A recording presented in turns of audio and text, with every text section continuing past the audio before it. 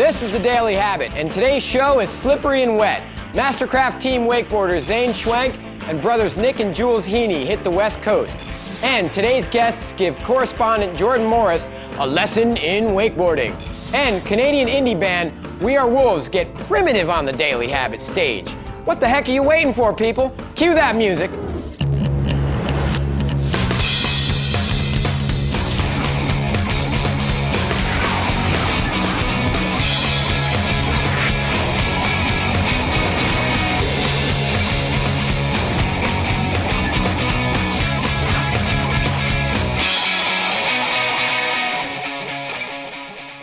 Welcome to the Daily Habit. Guest host Chris Pastras here, joined by pro wakeboarders Zane Schwenk and brothers Nick and Julz Heaney. What's up, fellas? How you doing, man? Welcome to the show. Yes. How you doing?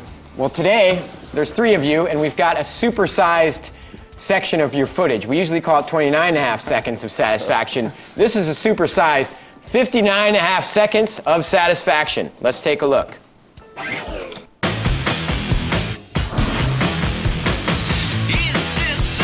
My friends go to hell, I don't want it.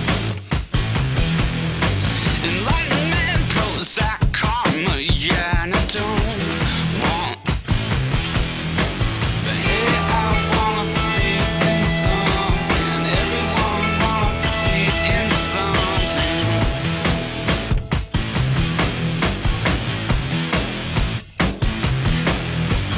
Patriot, activist, hack living. Traffic laws, Britain laws, yeah, and I don't want. Hey, I wanna believe in something. Hey, I wanna believe in something. Everyone wanna believe in something. Everyone wanna believe in something. Hey, I wanna believe in something. Wow, fellas, I didn't even know that stuff was possible on a wakeboard. It's fun. So, Zane, you've been into it a long time. How did you get into wakeboarding? Well, I started water skiing when I was 3 with my family, and then 3rd grade I ran off, joined the circus, got kicked out of that by 10th grade. How does one join the circus? Well, it was like an after-school program, so I joined that, did a bunch of different stuff like trapeze and a lot of acrobatic stuff, so it helped a lot on the water. As I can see. Yeah. You know, it's nothing like getting chased around by lions when you're 12 years old in foreign countries. Sounds like a dream childhood. It is. It was great. It was like a fairy tale. All right, Nick and Julz. So I know growing up in Newcastle, England, there's not a lot of wakeboarders out there, is there? No, not a lot, not a lot. We started learning on the River Tyne up in Newcastle, and you know, pretty much Nick saw wakeboarding in Florida on a vacation, and that was it. Got on a board, loved it, and the rest is history. So you guys must have been like seriously some of the first people on the scene at the time in England? When we started wakeboarding, there was no one doing it in England. People, you know, there was just water skiing, and we did it. And then when we came to the States and for a couple of years, and then turned pro, obviously when we went back, it was like it happened. Yeah. You know. So. And then, so Zane, having been in it, you know, about 15 years, was he someone you guys got to see or look up to? Yeah, one of our first wakeboard events we went to just to watch for fun with friends. Zane was actually competing in it down in Florida Keys, and we saw it, like, oh, this got us all fired up to get on the water, and then the night, like a couple years later, we're standing start dock next to him about ready to go compete with him, and I'm like, damn, that's the guy we saw like years ago.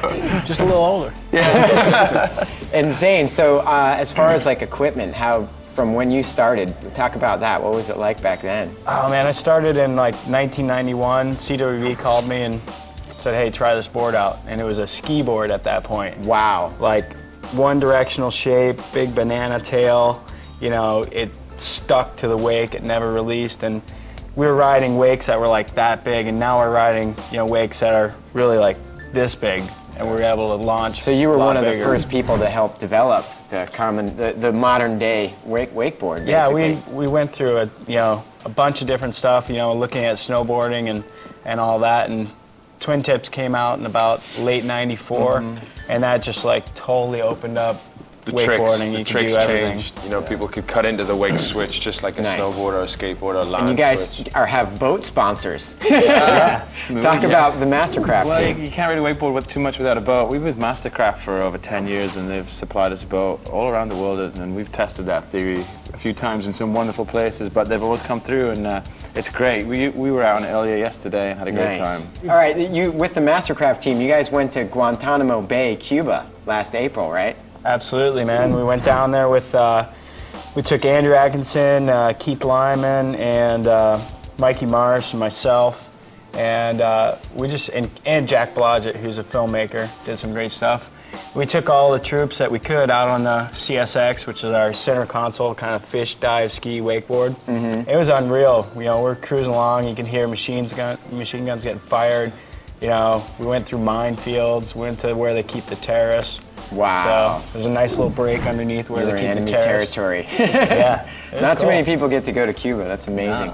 And then Nick and Julz, recent wakeboarding poach through downtown Chicago. Tell us about that. Yeah, it's something we always wanted to do. We wanted to just get down the middle of the Chicago River. I mean, you're not allowed to. Is that some of the footage? Yeah, you guys it was edited, and it's a no wake zone. You're not allowed to go fast. We went with a boat, massive wake, created a whole lot of problems, but it was something we'd always wanted to do. And 7 o'clock on a Friday afternoon in August, and just everyone's drinking at the bars, happy hour, and we just come barreling down with the wakeboard. Wow, did doing you get big in tricks, trouble? everyone's cheering. No, we actually had a friend who set it all up so that You we bought got them in a bunch and of out. hot dogs so they didn't notice?